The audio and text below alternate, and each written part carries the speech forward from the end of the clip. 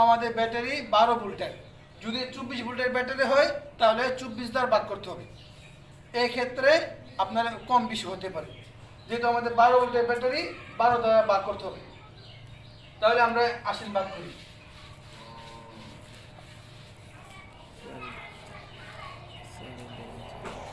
180 ভাগ 12।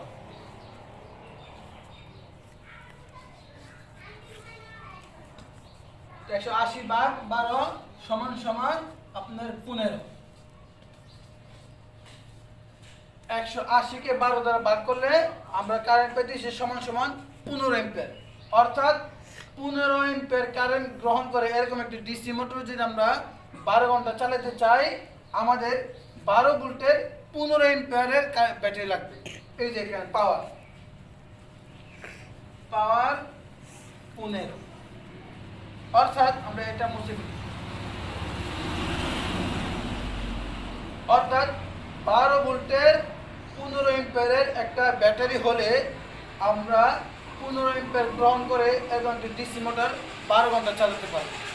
এবং যেহেতু আমরা এটা আপনার তারের মাধ্যমে চালাবো এবং সুইচের মাধ্যমে কন্ট্রোল করবো, সেক্ষেত্রে 5 অ্যাম্পিয়ার কারেন্ট একটু বেশি খাইতে পারে। এর জন্য আমরা আসসালামু আলাইকুম, স্বাগত আপনাকে তানিয়া ইলেকট্রিক 24 চ্যানেলে। আজকে আমরা শিখবো যে একটি ডিসি মোটর 12 ঘন্টা চালাতে হলে কত অ্যাম্পিয়ারের ব্যাটারির প্রয়োজন এবং কয় ওয়াটের ব্যাটারির প্রয়োজন এবং কয় ভোল্টের ব্যাটারির প্রয়োজন, এবং ওই ব্যাটারিটাকে আপনার সম্পূর্ণ চার্জ করতে হলে কয় ভোল্টের কয় ওয়াটের সোলার প্যানেলের প্রয়োজন। আজকে এটা হিসাব করে বের করব। তো চলুন আমরা হিসাব করি। আই সমান আপনার কারেন্ট, আর পি সমান পাওয়ার, ভি সমান ভোল্টেজ।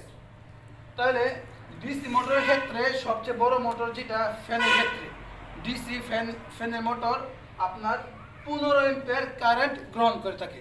তাহলে 15 অ্যাম্পিয়ার কারেন্ট একটি মোটর যদি আমরা 12 ঘন্টা চালাতে চাই, কত অ্যাম্পিয়ার কারেন্ট গ্রহণ করবে ওইটা বের করতে হবে। তাহলে শুরুতে আমরা দেখতে হবে আপনার 15